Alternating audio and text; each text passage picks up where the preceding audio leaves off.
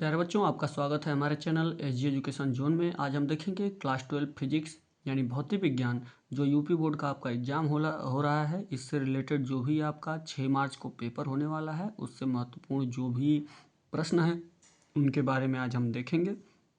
इसके पहले भी हमने बहुत सारे प्रश्न बताए हैं, चाहे वो न्यूमेरिकल हो, चाहे कुछ भी हो, नियम हो, सिद्धांत हो, कोई भी चीज़ हो, तो वो चीज़ हम बताए हैं हमने बहुत समय पहले। उसको भी आप देखिएगा, यानी बारी बारी से ये आपका जो है आपका वीडियो बनता जा रहा है। जो भी आपके एग्ज़ाम के लिए महत्वपूर्ण चीज़ें हैं, इसको मिस न किया करें, ज़रूर देखा करें बिना स्किप किए। जहाँ ज़रूरत पड़े स्किप करने का वहीं स्किप कीजिए। पूरा स्किप करेंगे तो कुछ बातें उसमें छूट जाती हैं, क्लियरिटी नहीं आ पाएगी, तो बेकार हो जाएगा। तो क्या है कि जहाँ ज़रूरत हो वहीं स्किप करें। जैसे आपको एग्ज़ाम में आपको पूछे कि आपका जैसे प्रश्न पूछ रहा है कि वैद्युत क्षेत्र की तीव्रता की परिभाषा तथा मात्रक लिखिए। तो अगर ऐसा प्रश्न पूछे तो इसका आंसर आप इस प्रकार देंगे और ऐसे ऐसे देंगे।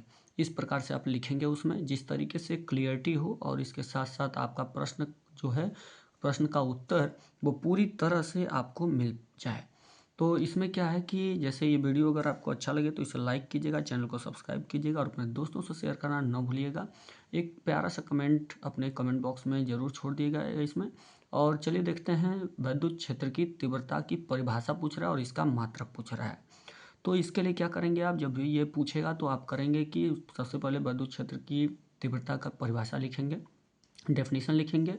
तो वैद्युत क्षेत्र में आप क्या लिखेंगे कि वैद्युत क्षेत्र में किसी बिंदु पर रखे परीक्षण आवेश पर लगने वाले बल F, देख रहे हैं आप, और परीक्षण आवेश जो है आपका Q0 या Q0 के मान की निश्चित जो होती है को उस यानी दोनों के अनुपात को क्या कहते हैं, उस बिंदु पर वैद्युत क्षेत्र की तीव्रता कहते हैं। यानी कि अगर किसी कोई वैद्युत क्षेत्र हो और उस क्षेत्र में कोई आवेश रखा गया है, उस आवेश पर जो बल लग रहा है, परीक्षण आवेश पर जो बल लग रहा है, किस आवेश पर, Q0 पर जो बल लग रहा है, उसे और उसके अनुपात को, यानी उस आवेश के अनुपात को, दोनों के अनुपात को क्या कहते हैं, वैद्युत क्षेत्र की तीव्रता कहते हैं। मात्रक जो है इसका क्या होता है, न्यूटन पर कूलाम होता है। तो या ये भी आप कह सकते हैं कि वोल्ट पर मीटर होता है। तो इस तरीके से आप अपने एग्जाम में लिखेंगे। प्रश्न के साथ साथ, महत्वपूर्ण प्रश्नों के साथ साथ उत्तर भी आपको बताए जा रहे हैं। सभी चीज़ें आप शामिल कीजिएगा, लिखिएगा और तैयार कर लीजिएगा। अब समय नहीं रह गया है। आप अगर देख रहे हैं कि नहीं हमारे पास अगर समय है, तो समय नहीं है, कैसे बीतेगा पता नहीं चलेगा। जो दूसरा प्रश्न मान लीजिए, सपोज दैट ये आपके एग्जाम में पूछ दिया कि समविभव पृष्ठ की परिभाषा लिखिए। तो आप क्या लिखेंगे, किसी वैद्युत क्षेत्र में खींचा गया वह पृष्ठ जिस पर स्थित सभी बिंदुओं पर विद्युत विभव बराबर हो, उसे समविभव पृष्ठ कहते हैं। ये बात आप लिखेंगे। यानी कोई पृष्ठ है, अगर उस पर जितने भी बिंदु हैं, अगर सब पे वैद्युत विभव अगर बराबर है, तो सम मतलब बराबर, विभव मतलब विभव यानी विद्युत विभव। अगर सभी बिंदुओं पर बराबर है, विद्युत क्षेत्र में रखे हुए सभी बिंदुओं पर किसी पृष्ठ पर, तो इसका मतलब आपका वो समविभव पृष्ठ कहा जाएगा। यानी वह पृष्ठ जिस पर विभव क्या हो, बराबर, यानी सम मतलब बराबर हो। आगे की चीज़ आपको याद हो जाएगा सुनने से ही, और ध्यान से सुनिए और तैयार कर लीजिए। अन्योन्य प्रेरण गुणांक की परिभाषा लिखने के लिए कह रहा है और कह रहा है कि एक व्यवहारिक उदाहरण भी दीजिए। तो अन्योन्य प्रेरण का गुणांक जो आपको लिखने के लिए कह रहा है क्या होता है, और इसके व्यवहारिक उदाहरण भी पूछ रहा है। तो सबसे पहले आप अन्योन्य प्रेरण गुणांक की परिभाषा लिख लें। तो इसमें क्या होगा कि किन्हीं दो कुंडलियों के बीच, कोई दो कुंडली है, उसमें दो कुंडलियों के बीच अन्योन्य प्रेरण गुणांक या अन्योन्य प्रेरकत्व संख्यात्मक भी आप कह सकते हैं, तो रूप से किसी एक कुंडली में चुंबकीय फ्लक्स जो होता है वह ग्रंथिकाओं की संख्या के बराबर होता है। यानी जितनी उसमें ग्रंथिका होती हैं, चुंबकीय फ्लक्स की जितनी ग्रंथिकाएं होती हैं उनकी संख्या के बराबर होता है। जबकि दूसरी कुंडली में क्या होता है कि 1 एम्पीयर की धारा प्रवाहित होती है। या तो ऐसी स्थिति में वही क्या कहा जाता है, अन्योन्य प्रेरण गुणांक कहा जाता है। और इसका उदाहरण भी पूछा था, तो उदाहरण देखिए, इसका उदाहरण ये है कि इसका व्यवहारिक उदाहरण यह है कि यह ट्रांसफार्मर की कार्यप्रणाली है, यानी यह जो है यह कैसी प्रणाली है, किसमें काम करता है, ट्रांसफार्मर की कार्यप्रणाली में। तो आपने देखा कि वह किस पर काम करता है, अन्योन्य प्रेरण गुणांक, ट्रांसफार्मर जो होता है उस पर काम आता है।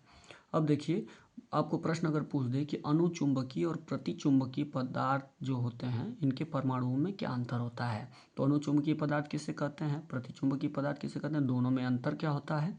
तो देखिए, अनुचुंबकीय जो पदार्थ होगा आपका, अनुचुंबकीय का मतलब जिसे चुंबक द्वारा, जिस पर चुंबक का असर हो या जिसे चुंबक द्वारा आकर्षित किया जा सके, खींचा जा सके, या चुंबक का प्रभाव उसके ऊपर पड़े, जिस पदार्थ पर चुंबक का प्रभाव पड़े उसे बोलते हैं अनुचुंबकीय। तो अनुचुंबकीय अगर कोई पदार्थ है तो उसके परमाणुओं में अस्थायी चुंबकीय आघूर्ण जो होता है, तो उसमें जो चुंबकीय आघूर्ण होता है वो कैसा होता है, अस्थायी होता है। किसमें, अनुचुंबकीय में। अ से अनुचुंबकीय, अ से अस्थायी।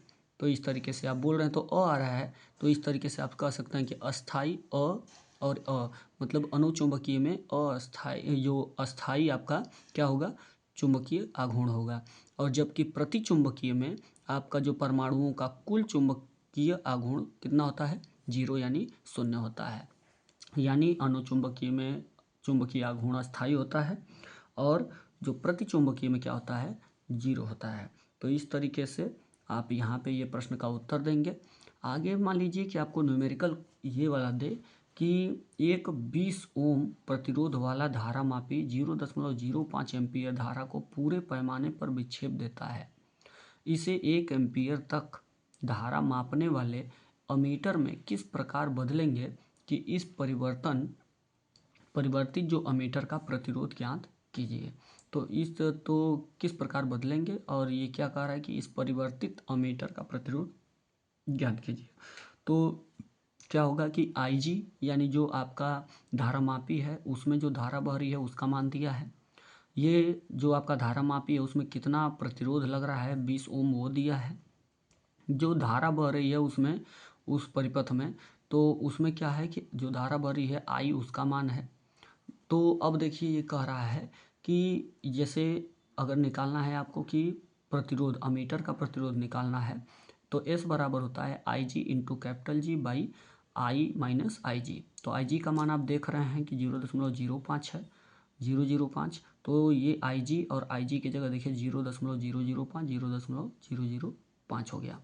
I का मान आपका 1 एम्पियर है तो यहाँ I की जगह 1 हो गया, और G का मान जो है आपका 20 है तो G के मान की जगह 20 हो गया। मल्टीप्लाई है तो मल्टीप्लाई, माइनस है तो माइनस। तो इस तरीके जिसका मान जो भी दिया था उसे रख दिया हमने। अब इसको जब आप कैलकुलेट करेंगे तो आपका वैल्यू आएगा 0.1005 ओम। तो ये आपका आंसर हो जाएगा। थोड़ा कैलकुलेट अपने से कीजिएगा और इतना आंसर लाइएगा जिससे कि आपकी क्षमता बढ़ेगी। अगर मैं कैलकुलेट करूँगा तो इसका आप कोई खास असर आपके ऊपर नहीं पड़ने वाला है। कैलकुलेशन खुद कीजिए तो बेहतर होगा, जबकि लगभग कैलकुलेशन मैंने कर ही दिया है। तो इस तरीके से अब देखिए, वैद्युत चुंबकीय प्रेरण में अगर आपको पूछे कि लेंज का नियम क्या है, तो लेंज का नियम जब भी आपसे पूछे तो क्या आप लिखेंगे कि किसी परिपथ में जो प्रेरित विद्युत वाहक बल होता है या प्रेरित धारा जो होती है उसकी दिशा हमेशा कैसी होती है, हमेशा ऐसी होती है कि वह उस कारण का विरोध करती है। यानी कि जो प्रेरित धारा होगी या विद्युत वाहक बल जो उत्पन्न होगा उसमें किसी परिपथ में, वह किसका विरोध करती है, जिससे वह स्वयं उत्पन्न हुई है, जिससे वह खुद पैदा हुआ उसी का विरोध। यानी बाप बेटा वाली सिस्टम यहाँ पे हो जाएगा। तो जिससे वह पैदा हुआ उसी का विरोध करती है, तो इसे लेंज का नियम कहते हैं। तो यही बात है। तो लेंज का नियम आप आराम से याद कर सकते हैं। आगे अगर आपको पूछ दे बाई चांस कि चुंबकीय फ्लक्स घनत्व का अंतर्राष्ट्रीय पद्धति में मात्रक लिखिए, तो चुंबकीय फ्लक्स घनत्व का SI यानी अंतर्राष्ट्रीय स्टैंडर्ड जो आपका इंटरनेशनल सिस्टम होता है, तो इसमें आप अगर लिखेंगे मात्रक तो इसका मात्रक होता है वेबर पर मीटर स्क्वायर, या ये भी इसका मात्रक होता है कि न्यूटन पर मीटर एम्पियर मीटर। तो ये भी आप लिख सकते हैं। तो 2 मात्रक होता है, दोनों को याद कीजिएगा। इसके पहले भी हमने एक आपको बताया है 2 मात्रक, तो उससे भी तैयार जरूर कर लीजिएगा। दोनों तैयार रखेगा तभी काम होगा। अगर दोनों तैयार नहीं होगा तो एक आपको मान लीजिए याद है, दूसरा याद नहीं है, तो इसे आप सोचेंगे कि ये तो गलत है, यही सही है, तो वो वाला तो दिया नहीं है। इस तरीके की कन्फ्यूजन ऑब्जेक्टिव में ज़रूर हो जाती है।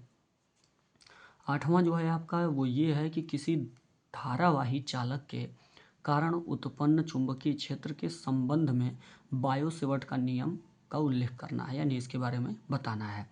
तो दो जो होता है बायो-सेवर्ट का नियम, वो क्या होता है कि बायो-सेवर्ट के नियम के अनुसार आप लिखेंगे कि धारावाही चालक के कारण उत्पन्न जो चुंबकीय क्षेत्र है, जिसे डेल्टा बी या डी बी कहते हैं, वो उसका मान कितना होता है, mu naught by 4 pi into I delta L या D L sine theta by R square, ये उसका मान होता है। तो इस तरीके से ये आपका उल्लेख हुआ किसका, बायो-सेवर्ट के नियम का। अगला जो अगर देखिए, अगर आपको पूछ दे कि गॉस का प्रमेय क्या होता है, तो इसको इस तरीके से भी कर सकता है कि स्थिर वैद्युतिकी में गॉस की प्रमेय का उल्लेख कीजिए। तो कुल मिला के दोनों तरीके से कोई भी पूछे, डायरेक्ट पूछ दे या थोड़ा सा घुमा के पूछे, आपका गॉस का प्रमेय लिखना है।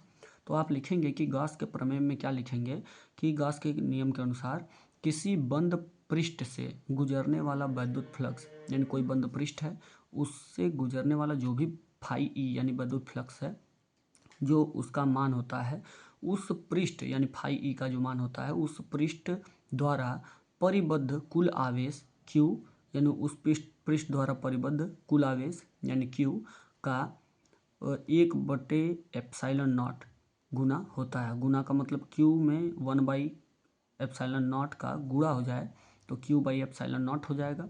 तो इस तरीके से इसी के अनुपात को क्या बोलते हैं, यानी Q और एप्सिलॉन नॉट के अनुपात को क्या बोलते हैं, फाई ई, यानी यह वैद्युत फ्लक्स बोलते हैं। तो यही क्या है, गॉस के प्रमेय है या गॉस का नियम है।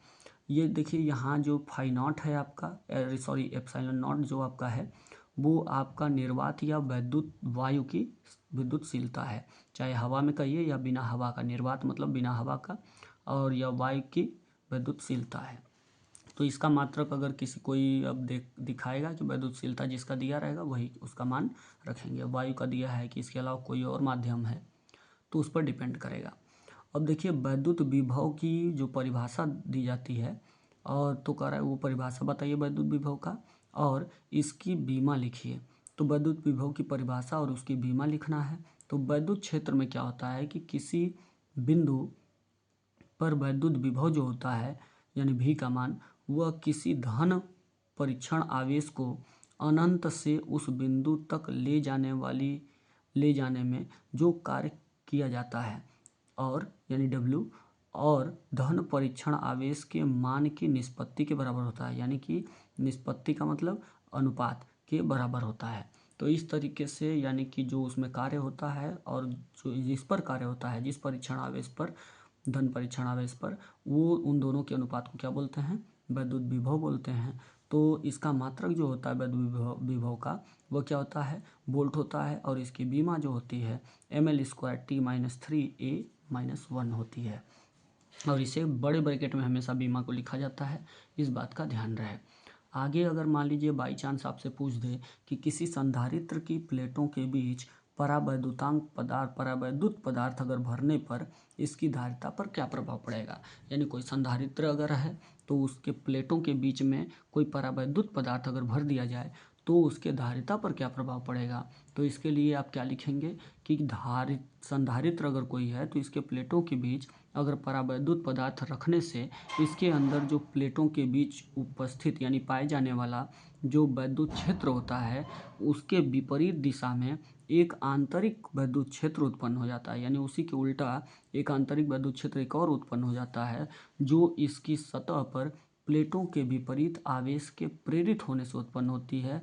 इस कारण प्लेटों के बीच विभवांतर जो होता है वह घट जाता है, और जिसके परिणाम स्वरूप या जिसके कारण जब विभवांतर यानी V का मान घट जाएगा तो क्या होता है, धारिता बढ़ जाती है। क्यों? क्योंकि जो धारिता होती है वह विभवांतर के व्युत्क्रमानुपाती होती है, यानी जब धारिता आपकी बढ़ी तो इसका मतलब V का मान घटा है, और अगर धारिता घट रही है तो V का मान बढ़ा है, यानी जैसा विभवांतर होगा विभव होगा उसी के अनुसार आपका C का मान होगा, अनुसार नहीं उसी का उल्टा। तो इस तरीके क्योंकि यह इसके व्युत्क्रम के अनुक्रमानुपाती है, डायरेक्ट अनुक्रमानुपाती नहीं है। तो इन प्रश्नों को जरूर तैयार कीजिएगा बच्चों, ये आपके एग्जाम में जरूर पूछे जाते हैं, चुने गिने आपके जो ये प्रश्न उत्तर हैं। तो देखिए अब कह रहा है कि वैद्युत चुंबकीय तरंग जो है उनके स्पेक्ट्रमों की आवृत्ति के बढ़ते हुए क्रम में लिखिए। यानी वैद्युत चुंबकीय जो तरंगे हैं, आप देख रहे हैं कि रेडियो तरंग है, माइक्रो आपका तरंग है, और अवरक्त किरणें हैं, दृश्य विकिरण है, और पराबैंगनी विकिरण है, एक्सरे है, और गामा किरणें। तो इसी क्रम में आपको लिखा ही गया है कि इसकी जो रेडियो तरंग की जो आपकी आवृत्ति होती है, इसकी आवृत्ति जो होती है वह सबसे कम होती है, इसलिए सबसे पहले लिखा गया है। और गामा किरणों की आवृत्ति जो होती है वह सबसे अधिक होती है, इसलिए इसे बढ़ते क्रम में इसी प्रकार लिखा गया है। तो आप इसे याद कर लीजिएगा कि पहले रेडियो, फिर माइक्रो, अवरक्त, दृश्य, पराबैंगनी और एक्स गामा। तो इस तरीके से याद कर लीजिएगा, ये आपको एग्जाम में जरूर मिल सकता है। एकल गोलीय पृष्ठ पर प्रकाश के अपवर्तन का सूत्र लिखने के लिए कह रहा है। तो क्या कीजिए कि एकल गोलीय पृष्ठ पर प्रकाश के अपवर्तन का जो सूत्र होता है n/v-1/u इक्वल टू n-1/R होता है, जहाँ u है आपका जो स्मॉल u वह पृष्ठ से वस्तु की दूरी है, भी आप जानते हैं कि पृष्ठ से प्रतिबिंब की दूरी है, और n जो है स्मॉल n वह पृष्ठ द्वारा पहले माध्यम के सापेक्ष दूसरे माध्यम का अपवर्तनांक है, यानी ये n जो है वह अपवर्तनांक है। आगे अगर मान लीजिए 14वां प्रश्न आपके एग्जाम में पूछ दिया कि कला संबद्ध स्रोतों से आप क्या समझते हैं। तो कला संबद्ध स्रोतों से आप क्या समझते हैं, इसे आप लिखेंगे कि ऐसे स्रोत, कला संबद्ध स्रोत ऐसे स्रोत होते हैं, यानी कि ऐसे स्रोत जिनके बीच कालांतर समय के साथ नियत रहता है। अगर कालांतर जो है वह समय के साथ अगर बराबर है, समान है, तो कला संबद्ध स्रोत कहलाते हैं। कौन? वे स्रोत जो होंगे जिनके बीच कालांतर जो होता है वह समय के साथ क्या होता है, नियत हो, तो उन स्रोतों को कला संबद्ध स्रोत कहते हैं। दो कला संबद्ध स्रोत से अस्थायी व्यतिकरण प्राप्त किया जाता है, यानी दो कला संबद्ध स्रोत अगर है तो उससे अस्थायी व्यतिकरण भी प्राप्त कर सकते हैं। यानी अस्थायी व्यतिकरण का यह क्या है, कारण हो सकता है। तो व्यतिकरण वाले में भी आप इसे लिख सकते हैं कि अगर दो कला संबद्ध स्रोतों से क्या प्राप्त होता है, अस्थायी व्यतिकरण क्या प्राप्त होता है। व्यतिकरण भी बहुत इंपॉर्टेंट पॉइंट है, इसको मैंने पहले बताया है, तैयार कर लीजिएगा। अगला प्रश्न अगर आपको पूछ दे कि प्रकाश के विवर्तन से आप क्या समझते हैं, तो आप क्या लिखेंगे, प्रकाश के विवर्तन से आप क्या समझते हैं। तो लिखेंगे कि जब प्रकाश किरणें किसी पतली स्लिट या किसी तीक्ष्ण अवरोध पर पड़ती हैं तो वे स्लिट या अवरोध के किनारों की ओर आंशिक रूप से मुड़ जाती हैं, और प्रकाश तरंगों के इस प्रकार से मुड़ने को प्रकाश का ही क्या कहते हैं, विवर्तन कहते हैं। तो आपको ये समझना चाहिए कि ये इम्पोर्टेंट क्वेश्चन आपको याद कर लेना है। नाभिकीय बल का अर्थ कह रहा है कि समझाइए, नाभिकीय बल का क्या मतलब होता है, या नाभिकीय बल किसे कहते हैं। तो ऐसे पूछ दिया है आपसे, ये आपको सीधा सीधा ये लिखना है कि इसमें परिभाषा पूछ रहा है।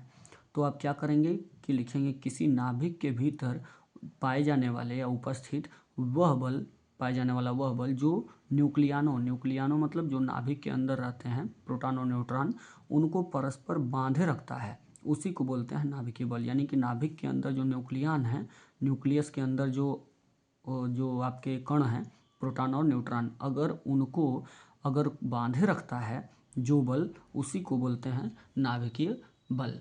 तो आप ये समझ गए होंगे। अगला जो आपका प्रश्न है, एन टाइप तथा पी टाइप अर्धचालक में आवेशवाहक जो होते हैं क्यों होते हैं। एन टाइप और पी टाइप अर्धचालक में आवेशवाहक कौन होते हैं। तो आप ये इसमें पूछ रहा है, तो आप क्या लिखेंगे कि एन टाइप में मुक्त इलेक्ट्रॉन होते हैं, और जबकि पी टाइप में कोटर आवेश होते हैं। तो यही होता है, तो इसमें आवेशवाहक यही दोनों होते हैं। तो एन टाइप में कौन होते हैं, मुक्त इलेक्ट्रॉन जो होते हैं वे आवेशवाहक होते हैं, आवेश को ले जाने का काम। और पी टाइप में कौन आवेश को ले जाने का काम करते हैं, जो कोटर होते हैं। तो इस तरीके से कोटर ही आवेशवाहक होते हैं पी टाइप में, और एन टाइप में मुक्त इलेक्ट्रॉन होते हैं। अब देखिए इस तरीके से, और यहाँ पे आप देख रहे हैं कि पी एन संधि डायोड में अवक्षय परत से आप क्या समझते हैं। तो पी एन संधि डायोड में अवक्षय परत होता क्या है। तो अवक्षय परत की परिभाषा लिखनी है।